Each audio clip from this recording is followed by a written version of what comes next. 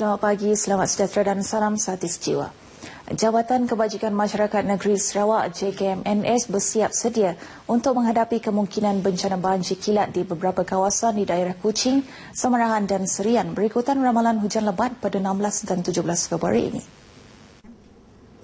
Menurut Menteri Kebajikan Wanita dan Pembangunan Keluarga Datuk Fatimah Abdullah, walaupun keadaan banjir kini semakin reda, namun Jabatan Meteorologi Negeri Sarawak telah meramalkan hujan lebat pada kedua-dua tarikh tersebut. Oleh itu, pihaknya akan memastikan bekalan bantuan di pangkalan hadapan mencukupi dan disalurkan kepada mangsa dengan cepat sekiranya berlaku banjir. Beliau turut menggesa orang ramai, khususnya di kawasan berpotensi berlaku banjir kilat, supaya sentiasa berada dalam keadaan berjaga-jaga. Mengenai isu bekalan agihan yang telah tamat tarikh luput di salah satu pusat pemindahan banjir di Serian yang turut diviralkan di laman media sosial, beliau memberitahu bahawa perkara tersebut telah disiasat dan didapati tidak benar. Tambah beliau, pihaknya sedang menyiasat pengguna akaun laman sosial tersebut sebelum tindakan seterusnya diambil. Ujar beliau, kementeriannya amat mengambil berat tentang pengagihan bekalan bantuan ketika banjir dan menyeru penerima bantuan supaya melaporkan sebarang keraguan tentang bekalan yang diterima kepada pihak JKMNS agar ia dapat diambil tindakan. Datuk Fatimah memberitahu demikian pada satu sidang media di Wisma Kebajikan Negeri Sarawak. Perkembangan penduduk terjejas banjir yang masih berada di pusat pemindahan di Sarawak. Hanya 74 penduduk terjejas dari daerah Serian masih berada di dua pusat pemindahan seperti yang direkod setakat pukul 6 petang semalam. Pusat pemindahan tersebut ialah Dewan Kampung Kenawit Betong yang menempatkan 18 orang daripada 5 buah keluarga. Di Surau Hadari pula, 56 penduduk terjejas yang terdiri daripada 18 keluarga masih berada di pusat itu. Pihak Sekretariat Jawatan Kuasa Pengurusan Bencana Negeri memaklumkan bahawa keadaan cuaca baik selain para sungai yang normal ketika ini menyebabkan hampir sebuah kawasan yang terjejas banjir kembali pulih. Kedua-dua pusat pemindahan yang masih beroperasi di Serian ketika ini dijangka ditutup hari ini, namun semuanya tertakluk kepada keputusan penilaian yang dibuat oleh pasukan penyelamat yang bertugas. Di Sibu, mayat seorang pelajar yang dipercayai lemas selepas terjatuh ke sungai dari sebuah kapal di limbungan Jalan Sungai Antu Industrial Estate petang Rabu lalu telah ditemui semalam. Ketua Operasi Mencari dan Menyelamat Hasman Bakar berkata mayat Ricky Eduardo George, 22 tahun, ditemui lebih kurang 20 meter dari tempat mangsa dilaporkan terjatuh. Jelasnya, keluarga mangsa yang turut menyertai operasi pencarian terlihat satu objek mencurigakan timbul di permukaan sungai, kemudian memaklumkan segera kepada pihak bomba. Identiti mayat telah dikenal pasti melalui pakaian yang dipakai mangsa ketika berlakunya kejadian. Menurut sumber, mendiang Ricky merupakan seorang pelajar bahagian enjin kapal di sebuah akademi maritim tempatan. Mangsa yang merupakan cucu saudara kepada Ahli Parlimen Hulu Rajang Datuk Wilson Ugak Kumbong dipercayai baharu sahaja hampir 2 minggu menjalani latihan industri di sebuah syarikat pembuatan kapal yang terletak di Jalan Sungai Antu Sibu. Mayat dibawa ke Hospital Sibu untuk tindakan lanjut. Skim pinjaman Rumah Panjang Sarawak akan diteruskan. Menjelaskan perkara itu, Ketua Setiausaha Perbendaharaan Tan Sri Dr. Muhammad Irwan Serigar Abdullah berkata inisiatif yang dilancarkan pada tahun 2006 ini telah banyak memberi impak kepada penduduk rumah panjang yang menyediakan peruntukan pinjaman sehingga RM15,000 bagi satu pintu. Menurut Tan Sri Dr. Muhammad Irwan, untuk tahun lepas sahaja, Kementerian Kewangan telah menyalurkan sejumlah RM72.5 juta kepada Kerajaan Sarawak bagi melaksanakan program tersebut, manakala tahun ini pula sebanyak RM10 juta. Beliau menjelaskan perkara demikian kepada pihak media selepas penyerahan cek pinjaman berjumlah RM10 juta kepada Setiausaha Kerajaan Negeri Tan Sri Dato' Amar Muhammad Moshidi Abdul Ghani di Kuching. Beliau berharap dengan adanya skim seumpama ini, masyarakat di rumah panjang akan menikmati kehidupan yang sempurna dan selesa. Pendedahan berterusan terhadap kesan kebakaran di rumah-rumah panjang dan kampung amat penting bagi mencegah berlakunya kebakaran selain dapat menyelamatkan harta benda dan nyawa. Justru Menteri Muda Kemudahan Awam Datuk Sylvester Entry Moran yakin pertandingan pencegahan keselamatan kebakaran 2015 yang diadakan dari April hingga November tahun lepas berupaya membantu meningkatkan kesedaran dalam kalangan penduduk rumah panjang.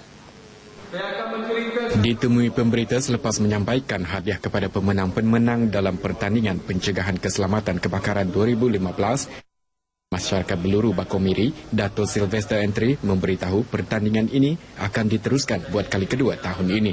Antara objektif program yang pertama seumpamanya di negara ini bagi mengurangkan jumlah kes kebakaran rumah kediaman selain mewujudkan kreativiti dan inovasi masyarakat dalam mencegah kebakaran serta langkah pencegahan kebakaran secara berterusan dalam kalangan masyarakat. Sebanyak RM100,000 diperuntukkan bagi melaksanakannya dengan kerjasama pelbagai pihak termasuk Pejabat Daerah Marudi, Jabatan Bomba dan Penyelamat Marudi bersama 158 rumah-rumah panjang dalam Dun Marudi. 4 kategori yang dipertandingkan ialah kampung, rumah panjang kekal, rumah panjang tradisional 20 hingga 30 pintu dan rumah panjang tradisional 31 pintu ke atas. Antara pemenang yang ditemui rata-ratanya bersemangat untuk menyertai lagi pertandingan seumpama itu ke arah meningkatkan kesedaran penduduk tentang bahaya kebakaran. 5,000 ini memang untuk saya menjalankan aktiviti untuk mencegahkan kebakaran di rumah kampung, di rumah panjang. Akan menggunakan uang ini dengan sebaik mungkin untuk membeli alat-alat pemadam api yang belum lengkap. Turut hadir penolong pengarah bahagian keselamatan kebakaran Bomba Sarawak, penguasa kanan Bomba 1 Zaki Omar, penguasa kanan Bomba 2 Ahmad Nizam Sapi'i dan pengarah daerah Marudi Marcos Sebong. Parti Demokratik Progresif Sarawak SPDP masih melobi untuk mendapatkan kerusi bagi Sama Laju, iaitu salah satu daripada kerusi baru dalam pilihan raya negeri akan datang. Ahli Majlis Tertinggi SPDP, Konselor Sebastian Janting Takin memberitahu parti tersebut akan merayu kepada pucuk pimpinan Barisan Nasional BN Negeri untuk diberikan kerusi tersebut. Jelasnya, SPDP telah lama berkhidmat di kawasan tersebut yang merupakan pecahan daripada Dun Kidurong selain telah lama di bawah seliaan Ahli Parlimen Bintulu, Dato' Sri Tiong King Sing. Selain itu, atas faktor khidmat kepada rakyat selama 17 tahun dan mempunyai 6,000 keahlian SPDP merupakan faktor utama juga untuk menuntut kerusi tersebut. Bagaimanapun, tambah beliau, segala keputusan diserah kepada pengurusi BN Negeri, Dato' Patinggi Tan Sri Adenan Satem. Ujar beliau lagi, sekiranya Tan Sri Adenan meletak calon bukan daripada parti tersebut, sokongan penuh akan tetap diberikan terhadap calon BN bagi Dun Sama Laju bagi memastikan kemenangan BN dalam pilihan raya itu nanti. Jadi kita orang SPDP ini menuntut kerusi Sama Laju ini bukan berarti kita tidak menyokong parti-parti lain. Mana-mana parti yang diberi kerusi ini nanti kita pun akan bekerjasama untuk memastikan kerajaan Barisan Nasional masih kuat dan juga kita memang menyokong kepimpinan yang amat berhormat Ketua Menteri kita. Dalam pada itu, Konselor Sebastian memberitahu SPDP akan mempertahankan kerusi milik parti itu iaitu di 8 kawasan Dewan Undangan Negeri. 8 kerusi tersebut ialah Tasik Biru, Meluan, Pakan, Krian, Marudi, Batu Danau, Bekenu dan Baklalan. Konselor Sebastian memberitahu demikian selepas perjumpaan dengan 44 tuai rumah dan ketua masyarakat dari kawasan Sama Laju di Bintulu. Umat Islam perlu melakukan transformasi ke arah perpaduan, pemufakatan dan kemajuan demi mencapai kejayaan yang lebih besar dan bermakna. Menteri Muda Kemudahan Awam Bekalan Air, Dato' Sylvester Entry Muran berkata, dalam berdepan dengan dunia globalisasi yang penuh persaingan, umat Islam perlu mendahului dalam penguasaan bidang ekonomi dan teknologi canggih selain menyejahterakan masyarakat serta negara amnya. Justru bagi menjayakan matlamat itu, umat Islam perlu melakukan hijrah dan transformasi pemikiran serta budaya kerja untuk menyemarakkan semangat juang yang tinggi demi mencapai kecemerlangan. Beliau berkata demikian ketika merasmikan Majlis Tilawah Al-Quran dan pertandingan nasyid peringkat daerah Marudi di Surau At-Taqwa, Kampung Narum, Marudi. Program yang dianjurkan setiap tahun itu merupakan usaha pihak kerajaan mendapatkan peserta terbaik mengikut syarat markah yang ditetapkan untuk masuk ke peringkat bahagian dan ke peringkat negeri, seterusnya peringkat kebangsaan. Tambah beliau, program itu dianjurkan bukan sahaja sebagai medium untuk meningkatkan kualiti bacaan, tetapi yang paling penting, kefahaman dan penghayatan terhadap Al-Quran itu sendiri dalam kehidupan seharian. Pada majlis itu, Dato' Sylvester Entry turut mengumumkan peruntukan projek luar bandar berjumlah RM100,000 untuk menaik taraf Surau At-Taqwa, Kampung Narum. Tahun ini sebanyak 8 penyertaan qari dan 4 qariah serta 2 pasukan nasyid menyertai program tersebut.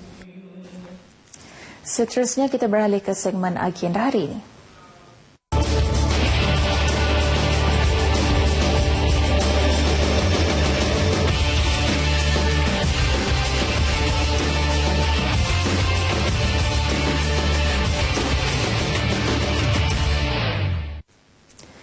Antara liputan acara dalam agenda hari ini, Ketua Menteri Sarawak, Datuk Patinggi Tan Sri Denan Satem akan merasmikan program Memperkasa Jentera Pilihan Raya PBB di Stadium Tertutup Lawas pada pukul 10.45 pagi sebelum menghadiri Majlis Jamuan Rakyat di Padang RPR Sibiu Bintulu pada pukul 8 malam.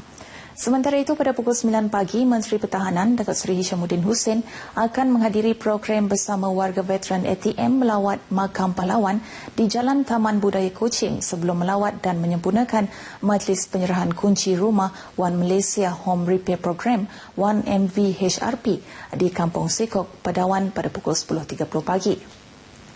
Turut mendapat liputan Menteri Pembangunan Wanita, Keluarga dan Masyarakat Datuk Seri Rohani Abdul Karim akan menghadiri sesi taklimat media rang undang-undang kanak-kanak pindaan 2015 di Hotel Riverside Majestic, Kuching pada pukul 3.30 petang.